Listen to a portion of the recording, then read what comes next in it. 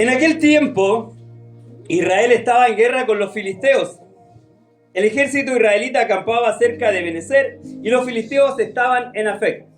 Los filisteos atacaron al ejército de Israel y lo derrotaron, matando a 4.000 hombres. Terminada la batalla, las tropas se retiraron a su campamento y los ancianos de Israel se preguntaban: ¿por qué permitió el Señor que los filisteos nos derrotaran? Después dijeron: traigamos de Silo el arca del pacto del Señor. Si la llevamos con nosotros a la batalla, nos salvará de nuestros enemigos. Vamos a leer hasta ahí. Padre, gracias por su palabra, Señor.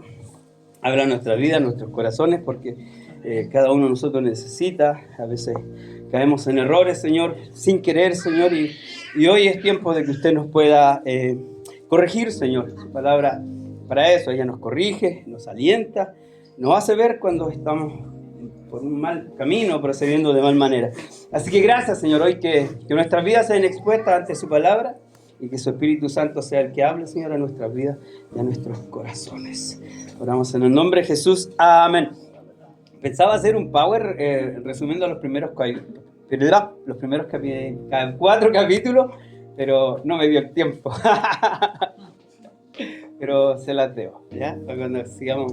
Porque aquí termina el primer arco, como decía. Aquí estamos concluyendo cuando ya muere Elí y sus hijos, ¿ya? Y ya Samuel empieza a asumir su rol.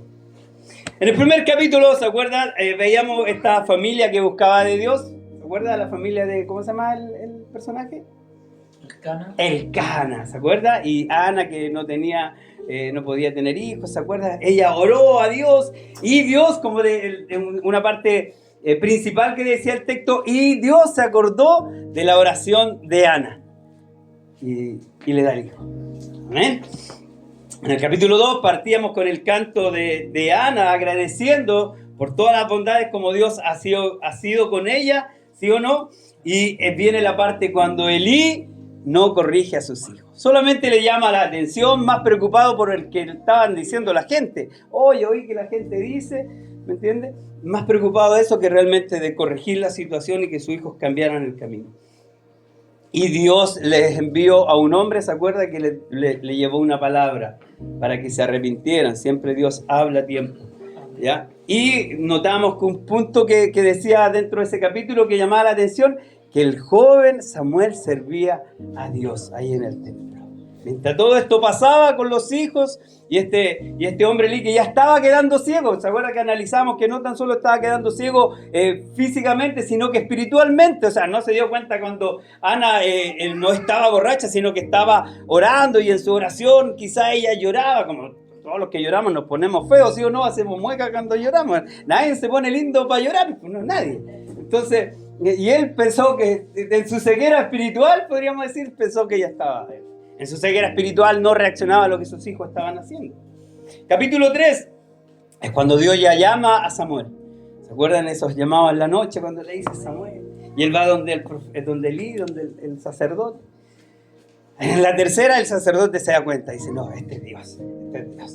Y ahí le enseña a este pequeñito, le dice: mira, cuando nuevamente te llame, heme aquí, Señor. Y ahí vemos que ¿qué es lo que hace? Dios reconfirma lo que le había mandado a decir con ese siervo, con ese profeta. Y Dios ahora le dice a Samuel: dile a Elí esto y esto y esto y esto. Yo iba a hacer esto contra su casa. Al otro día, ¿se acuerdan que hacíamos notar que como que no se quiso levantar tan temprano porque tenía miedo de contarle a este hombre que de alguna manera era el que él estaba a cargo de lo que Dios le había dicho? Sin embargo, él le dice: no, que Dios te traiga condenación si no me dices lo que te dijo. Y él le declara la palabra de Dios, todo el juicio que venía no solo contra él, sino contra su casa.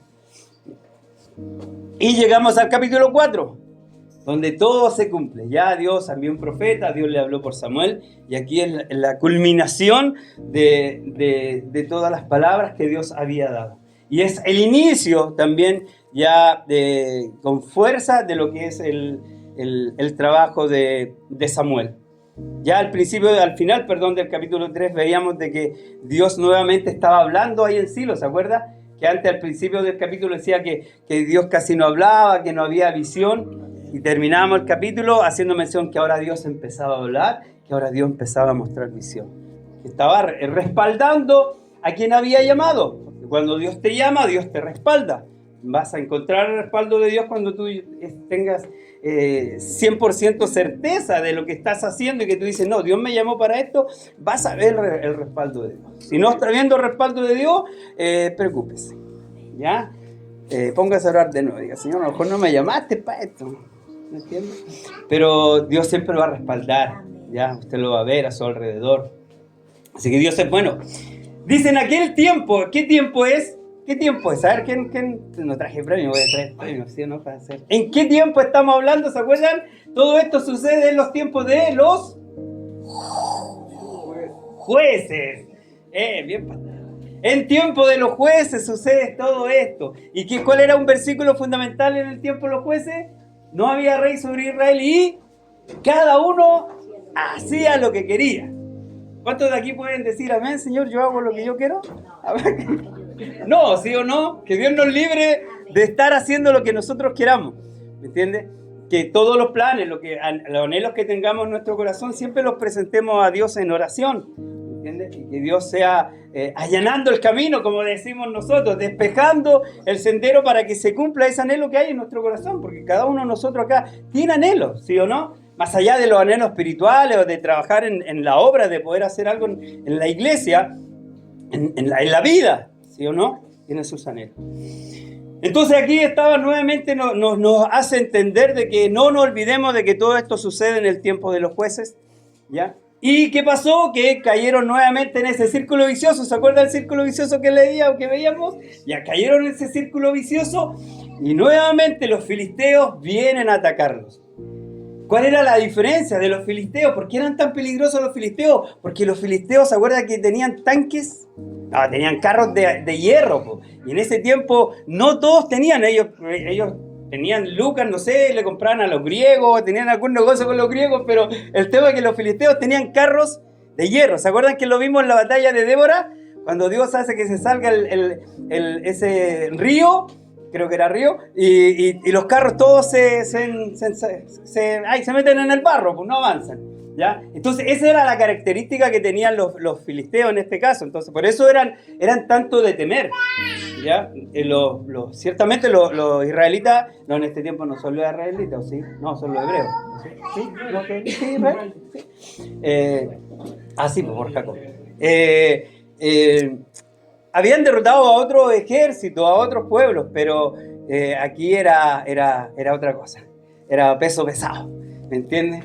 Aquí no era humano, y lo vimos con Débora. Tenía que intervenir Dios para darle las victorias. Entonces, en los primeros versículos del 1 al 2, vemos cómo ellos caen derrotados. Y como leíamos recién en los versículos... En el versículo 3, 3 en adelante, cuando terminaron la batalla, dice, se retiraron las tropas del campamento, los ancianos se preguntaban, ¿por qué no han ganado los filisteos, sí o no? ¿Y qué se dijeron? Traigamos de Silo el arca del pacto del Señor, y si le llevamos con nosotros la batalla de nuestros enemigos. Así que enviaron, vamos a leer el que sigue, así que enviaron hombres a Silo para que trajeran el arca del pacto del Señor, de los ejércitos celestiales, quien está entronizado entre los querubines. Los hijos de Eli, Ofni y Finner, también estaban allí con el arca del pacto. Cuando los israelitas vieron el arca del pacto del Señor, que llegaba al campamento, su grito de alegría fue tan fuerte que hizo temblar la tierra. Vemos acá algo que es interesante. ¿Por qué? Porque ellos dicen, ya, traigamos el arca del pacto, ¿me entiendes? Que está en Silo. ¿Se acuerdan que ¿cuánto hicieron la tarea de buscar las imágenes del arca del pacto? Sobre todo de la película Indiana Jones y el templo de la perdición. Nadie. Yo lo hice, yo me puse a buscar, dije, porque algún hermano va a buscarlo, dije yo, quiero estar en lo correcto. Veo que nadie, gracias. Pero yo lo hice porque dije, alguien me va a preguntar, hermano, ¿sabe qué?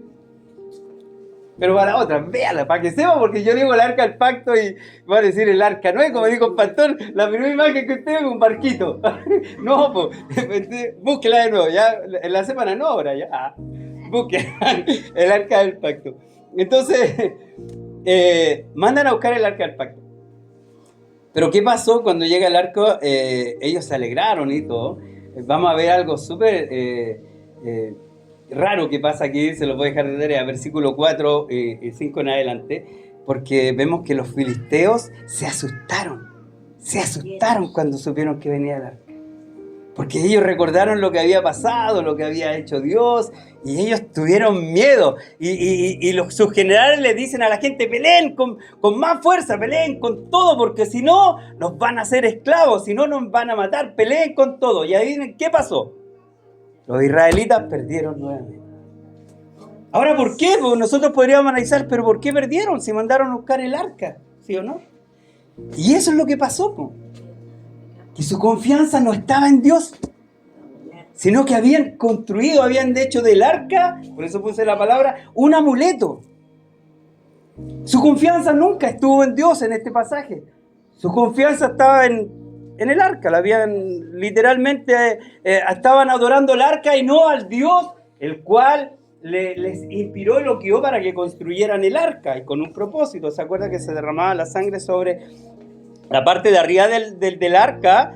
¿Ya? Se derramaba la sangre del cordero sobre el propiciatorio, se llamaba la parte de arriba, cuando hacías el sacrificio, ¿ya? Entonces, tenía un propósito el arca, pero ellos estaban adorando más al arca que a Dios. Hay un pasaje, hermano, si lo puede buscar, en Segunda de Reyes, capítulo 18.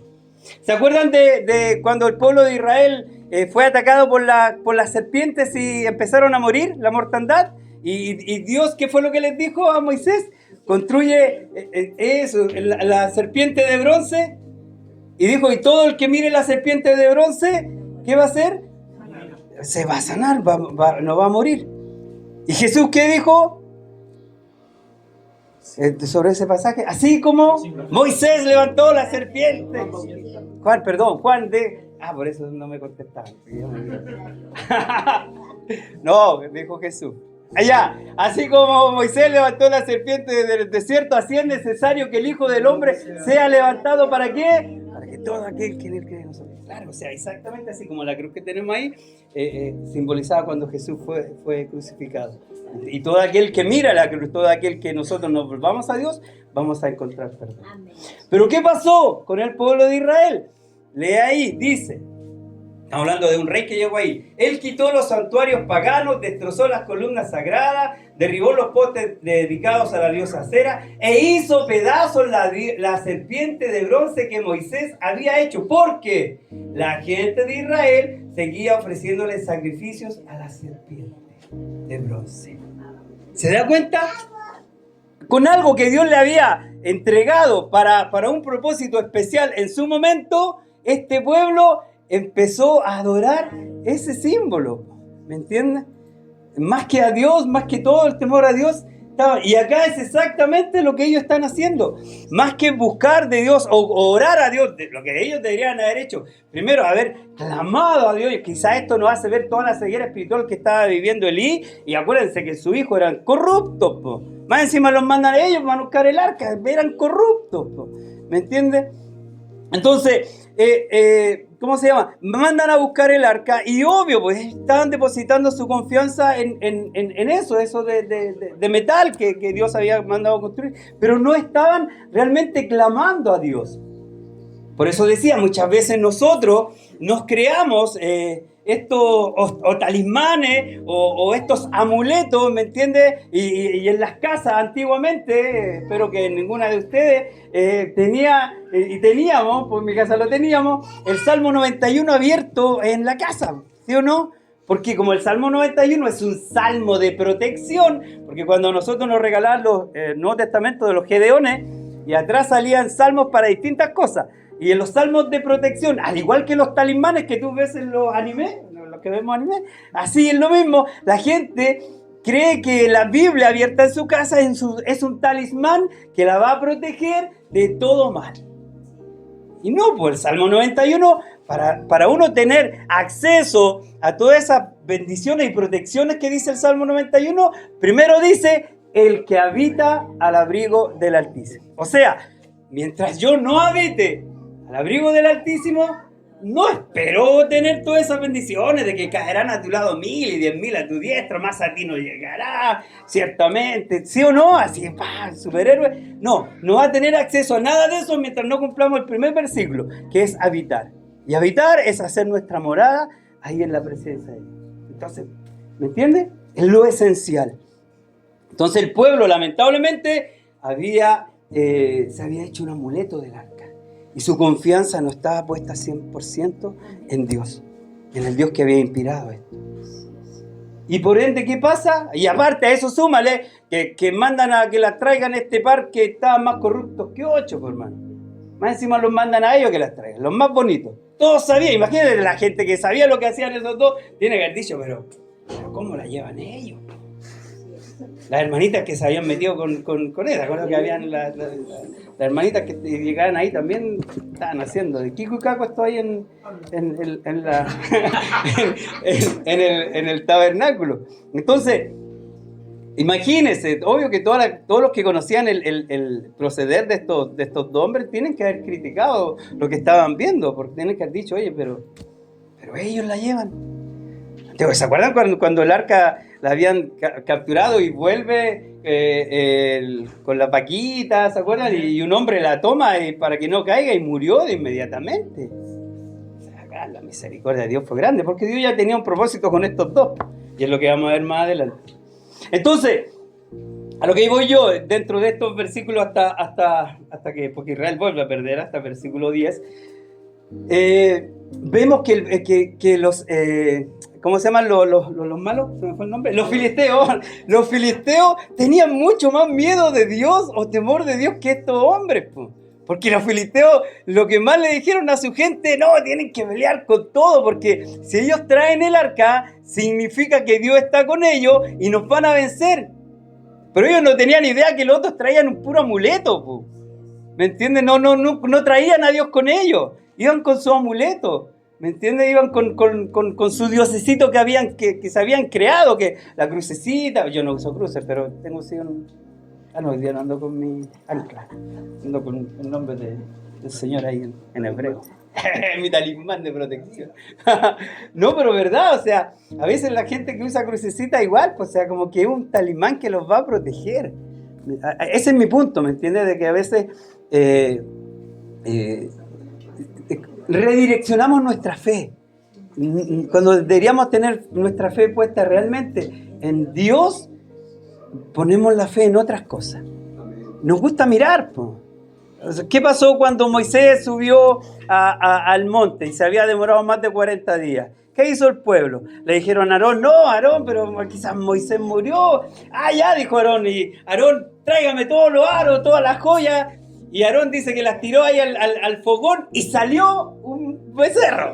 Le dijo a Moisés, le dije, yo tiré y salió un becerro. O sea, yo no lo hice, salió. No, po. ¿Y qué les dijo? Oh, Israel, he aquí a tus dioses que te sacaron de Egipto. ¿Me entiendes?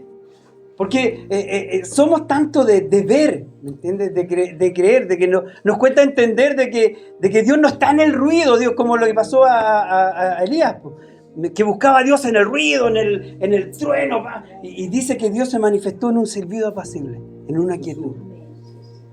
Muchas veces la gente cuando anda en busca de congregaciones, buscan congregaciones así, las que tienen mucho ruido. Quiero harta parafernalia, quiero una pantalla gigante atrás, ¿me entiendes? Full.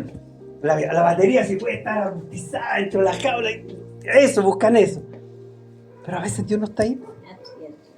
A veces está Dios en lo más pequeñito, en cosas más pequeñas, reuniones de hogares, iglesias pequeñitas como esta, ¿me entiendes? Entonces, a veces estamos buscando en otras cosas y no en lo que corresponde con Dios. Versículo 12, y aquí se cumple todo, dice: un hombre de la tribu de Benjamín corrió desde el campo de batalla y más tarde, ese mismo día, llegó a Silo. Había rasgado su ropa y echado polvo sobre su cabeza en señal de dolor. Elí esperaba junto al camino para oír las noticias de la batalla, pues estaba tan preocupado por la seguridad del arca que le temblaba el corazón. Cuando llegó el mensajero y contó lo que había sucedido, un clamor resonó por el pueblo. ¿A qué se debe ese ruido?, preguntó Elí. Entonces el mensajero corrió a donde estaba Elí quien tenía 98 años de edad y ya estaba ciego, y le dijo: acabo de llegar del campo de batalla, estuve allí hoy mismo. ¿Qué pasó, hijo mío?, preguntó Elí. Israel fue derrotado por los filisteos, le contestó el mensajero. Masacraron a la gente, también mataron a sus 2 hijos, Ofni y Fines. ¿Se acuerda que Dios había dicho que en un mismo día iban a morir sus 2 hijos? Y estaba cumpliendo. Y capturaron el arca de Dios. Cuando el mensajero mencionó lo que había sucedido al arca de Dios, Elí cayó de espaldas de su asiento junto a la puerta. Se quebró la nuca y murió porque era viejo y demasiado gordo. Ojo ahí. Ojo ahí. Uno ya quebró una silla en mi casa.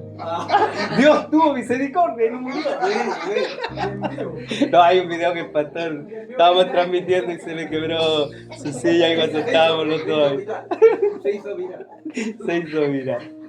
Dios tuvo misericordia, no se lo llevó. Durante 40 años había sido juez sobre Israel. Y vemos acá cómo se cumple lo que Dios había dicho. Dios ya le había mandado a decir a Elí, ¿se acuerdan? Él ya se había dado cuenta, ¿me entiendes? Dios manda a un profeta, le dice, después Dios toma a Samuel, le vuelve a decir, y al final es porfiado. Y Dios obra como había mandado, pues a él le había decretado eso sobre su vida. Y la última historia que nos cuenta acá el pasaje es netamente cuando nos hace ver cómo una mujer entiende de que no tan solo, y quizás esta mujer llega a entender realmente lo que había sucedido, más que el arca, dice, la gloria de Dios nos ha abandonado. Dice, 19 en adelante, la nuera de Elí, esposa de Fines, estaba embarazada y próxima a dar luz. Cuando se enteró de que habían capturado el arca de Dios, que su suegro y su esposo habían muerto, entró en trabajo de parto y dio a luz.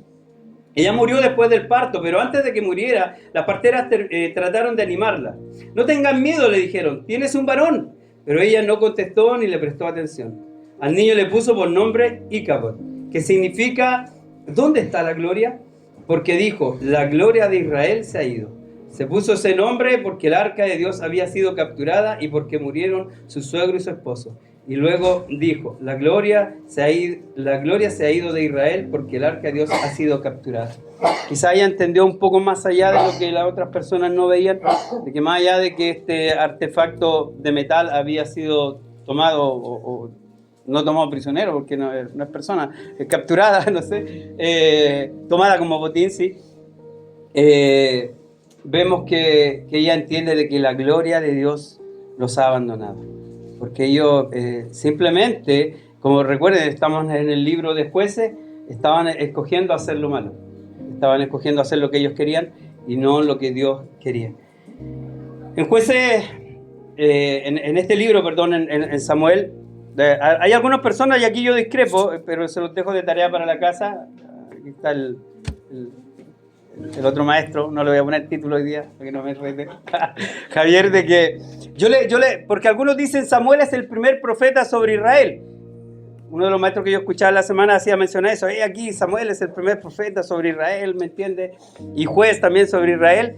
Pero lo que yo les decía la otra vez, vamos, por favor, hermano, acompáñenme. Jueces capítulo 4, versículo 1 hasta el 4. ¿Se acuerdan que yo les enseñé sobre Débora? Gracias, amén. Las mujeres sobre todo dijeron amén, pues se lo enseñé para que sacaran pecho y dijeran, sí, las mujeres la llevamos. Jueces capítulo 4, versículo 1. Ya, muertos todos los israelitas, volvieron a hacer lo malo a los ojos del Señor. Eso es recurrente en el libro de Jueces, ¿se acuerdan? Vamos. Entonces el Señor los entregó a Jabín, un rey cananeo de Azor, sí. El comandante de su ejército era Sísara, que vivía en Arosen Goin. Dale. Sísara, quien tenía 900 carros de guerra hechos de hierro. ¿Se acuerdan? Aquí están, estos son los que tenían de hierro. Oprimió a los israelitas sin piedad durante 20 años hasta que el pueblo de Israel clamó al Señor por ayuda. ¿Se acuerdan que ese era el patrón? Le iba mal, pedían ayuda. Débora, la esposa de Lapidot, era... ¿Quién era? Una profetisa y que en ese tiempo juzgaba a Israel. ¿Se acuerdan que yo le hacía mención de que según lo que dice la Biblia, sería Débora la primera que yo veo profetizando y juzgando sobre Israel? Entonces ahí se lo dejo para su estudio. ¿me entiendes? Porque otros dicen que fue Samuel, ¿me entiendes? Quizás ya con el cargo, no sé, ahí después aquí el siervo Javier me sacará de la duda, pero se las dejo ahí, ¿me entiendes? Pero ¿a qué voy? Tengo una nota aquí porque a última hora me hice una nota para recordarme un punto más, para terminar. ¿Qué pasó? Que lo que vemos acá, que Israel le quitan el arca, en lo que ellos malamente habían confiado. ¿Y qué pasa con nuestras vidas cuando Dios nos quita aquello en lo que hemos estado confiando de que no es Él? Porque muchas veces depositamos nuestra confianza en otras cosas, ¿sí o no? Y a veces Dios las tiene que quitar para que entendamos de que estamos apuntando mal, pues, de que no estábamos confiando plenamente en Él, pues, sino que nuestra confianza estaba en mi trabajo, en mi currículum, ¿sí o no? En mi título, en mi buen proceder, en que soy buena persona y que todo lo que tengo, todo lo que me está pasando es gracias a mí, ¿me entiendes? Y a veces nos olvidamos de que tenemos que agradecer a Dios por lo que tenemos, por todo lo que Él nos ha dado, por sus bondades, por cómo nos ha cuidado, ¿sí o no? El pueblo de Israel acá le tuvo que ser quitado algo que Dios le había dado para que entendieran de que estaban depositando su fe en este artefacto, ¿me entiendes? Y no poniendo su fe realmente en Dios, no clamando a Él primeramente antes de ir a batalla. Antes de ir a batalla, ellos deberían haberse juntado con el sacerdote y haber pedido dirección de Dios, Señor, ¿me entiendes? Pero no lo hicieron, sino que simplemente dijeron, no, traigamos el arca, nuestra confianza está puesta en el arca y si está el arca con nosotros nos va a ir bien. Pero era el arca, no era Dios, ¿me entiendes? Entonces fue un error que ellos cometieron. Entonces, que Dios hoy nos haga recapacitar en ese sentido. A veces quizás Dios nos tiene que quitar cosas porque nuestra confianza estaba puesta en esas cosas, ¿me entiendes? Y no nos damos cuenta hasta cuando es quitada. Bueno, deberíamos darnos cuenta, ¿sí o no? Deberíamos reaccionar y decir, Señor, esto pasó es por esto. Y volvernos a Dios, ¿entiendes? Como le decía a nosotros, es obvio que el ideal de Dios es que no vivamos ese ciclo, pero sí lo vivimos, ¿sí o no? Sí lo pasamos. Sí, nosotros ya no practicamos el pecado, ¿sí o no? Ya la Biblia dice que ya no lo practicamos, pero sí pecamos. ¿Entiendes? O sea, no podríamos pararnos acá y decir, no, hermano, que ya no pecamos. No, la Biblia dice que sí pecamos. Ya no lo practicamos, ya no es como antes de tener a Dios cuando lo hacíamos y no nos importaba nada. Ahora no, porque entendemos que cada acto, que cada cosa que yo cometo, que haga, tiene una consecuencia. Y sobre todo si está afectando a otras personas. ¿Entiendes? Entonces, el anhelo, creo, de Dios en este sentido es que nosotros podamos analizar de esa forma este pasaje, ¿me entiendes? De poder darnos cuenta de cómo este pueblo estaba poniendo su confianza no en Dios y decir, Señor, estoy poniendo mi confianza 100% en ti, o quizás hay otras cosas que le estoy entregando toda mi confianza y toda mi fe, ¿me entiendes? Para eso son los pasajes, para eso son la escritura, para que nosotros podamos analizar nuestra vida, como decía yo al principio, para que nuestras vidas sean expuestas ante su palabra, ¿me entiendes? Entonces, agradezcamos a Dios porque nos permite nuevamente decir, Señor, ¿cómo estoy? A la luz de lo que hoy aprendí, a la luz de lo que hoy compartimos, ¿cómo está mi vida? ¿Dónde está puesta mi confianza? ¿Amén? Vamos a orar. Ahí mismo sentadito, póngase sentadito nomás y cierre sus ojitos. Padre, gracias por esta porción, Señor. Seguimos avanzando con este libro, Señor, y seguimos aprendiendo, Señor. En cada uno de estos capítulos nos estás enseñando, Señor, y agradecemos, Señor, que siempre mantengamos nuestros sentidos espirituales, Señor, para aprender, para ir atesorando estas verdades, Señor, que encontramos en la Escritura, para ir aprendiendo de la experiencia que vivieron el pueblo de Israel y en torno a todas sus batallas, Señor, y darnos cuenta de que muchas veces volvemos nosotros a cometer los mismos errores. Quizás no estamos enfrentándonos a un pueblo que viene con carros de hierro, Señor. Quizás son otros enemigos los que nosotros estamos enfrentando, pero quizás también muchas veces hemos puesto nuestra confianza en cosas, Señor, que no eres tú. Simplemente no hemos puesto nuestra confianza en ti, Señor. Hemos recurrido a otras cosas, hemos puesto nuestra confianza en otras cosas, Señor. Ayúdanos, Señor, para volvernos a ti. Como dice la Escritura, Señor, que pongamos nuestros ojos en Cristo, el autor, el consumador de nuestra fe. Que siempre puede hacer así. Gracias porque hoy nos corrige. Porque creo, Señor, que esta palabra es para eso, para corregirnos y para decir, ya, Liro, mira, ya deja de mirar ahí y pon tus ojos en mí. Y así con cada uno de nosotros, Señor. Tú quieres que depositemos toda nuestra confianza en ti. Así que gracias, Señor, por esta mañana, porque aún seguimos reunidos y gozándonos en su presencia, Señor. Que su Espíritu Santo, Señor, siga recordándonos esta palabra, que podamos volver a escuchar el capítulo, Señor, en la semana, para seguir rumiando, para seguir sacando riquezas que hay dentro de esta enseñanza, Señor. Agradecemos porque tu Espíritu Santo habla a nuestras vidas, Señor. Gracias, Señor. Haznos obedientes a tu palabra. Oramos en el nombre de Jesús. Amén. Amén. Que Dios les bendiga mucho.